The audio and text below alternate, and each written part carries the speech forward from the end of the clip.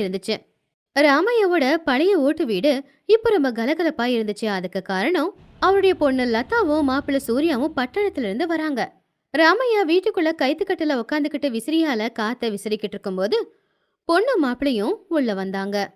வாங்க மாப்பிள, பயணம்லாம் எப்படி இருந்துச்சு? நம்ம ஊரு பஸ்ஸு அந்த ஆத்து பிரிட்ஜு மேல வரும்போது ஆத்த பாத்தீங்களா?